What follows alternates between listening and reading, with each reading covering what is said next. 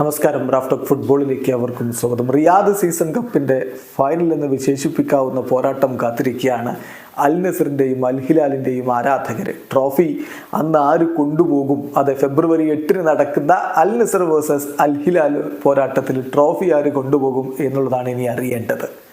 ആ കളി നടക്കുന്നത് കിങ്ഡം അറീനയിൽ രാത്രി ഇന്ത്യൻ സമയം 11:30 ഓൾറെഡി ഈ ടീമുകൾ തമ്മിൽ സൗദി അറേബ്യൻ പ്രോ ലീഗിൽ ഏറ്റുമുട്ടിയപ്പോഴുള്ള റിസൾട്ട് നമുക്കറിയാം.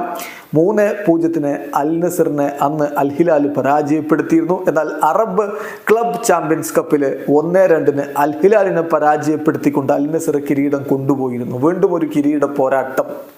ഇപ്പം റിയാദ് സീസൺ കപ്പിൽ ഇന്റർ മയാമിയെ 3-4 അൽ ഹിലാൽ തോൽപ്പിച്ചതെങ്കിൽ ഏകപക്ഷീയമായ 6 ഗോളുകൾക്കാണ് അൽ നസർ ഇന്റർ മയാമിയെ തോൽപ്പിച്ചത്. അതുകൊണ്ട് ഗോൾ ഡിഫറൻസിന്റെ ആനുകൂല്യം അൽ നസറിനുണ്ട്.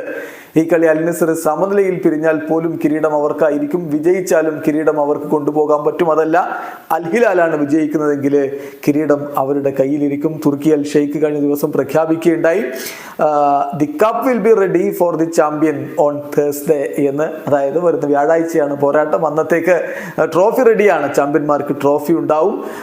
റിയാദ് സീസണിൽ ഒരു സ്ട്രോങ്ങസ്റ്റ് ടീമാണ് നമ്മൾ കണ്ടുകൊണ്ടിരിക്കുന്നത്. 100 കണക്കിന് രാജ്യങ്ങളിൽ ഈ മത്സരം വീക്ഷിക്കുന്നു എന്ന കാര്യം കൂടി അദ്ദേഹം കൃത്യമായിട്ട് സൂചിപ്പിക്കുന്നു. എന്തായാലും സുപ്രധാനമായിട്ടുള്ള ഒരു പോരാട്ടമായിട്ട് ഇപ്പോൾ ഈ കളിയെ പലരും കാണുന്നു എന്നുള്ളതാണ് ഏറ്റവും പ്രധാനപ്പെട്ട കാര്യം. ക്രിസ്ത്യാനോ റൊണാൾഡോ പരിക്കിന്റെ പിടിയിലായതുകൊണ്ട് ഇന്റർ മയാമിക്കെതിരെ കളിച്ചിട്ടില്ലായിരുന്നു. എന്നാൽ അദ്ദേഹം ഇപ്പോ ട്രെയിനിങ് ആരംഭിച്ച് കഴിഞ്ഞിട്ടുണ്ട്. 8-ാം തീയതി നടക്കുന്ന Al Hilal versus Al Nassr പോരാട്ടത്തിൽ ക്രിസ്ത്യാനോ കളിക്കും എന്നാണ് ലഭ്യമാവുന്ന സൂചനകൾ. വീഡിയോ അവസാനിക്കുന്ന ഫുട്ബോൾ ലോകത്തെ കൂടുതൽ വിശേഷങ്ങളുമായി റാഫ് ടോക്സ് കൊണ്ടുവെത്താം.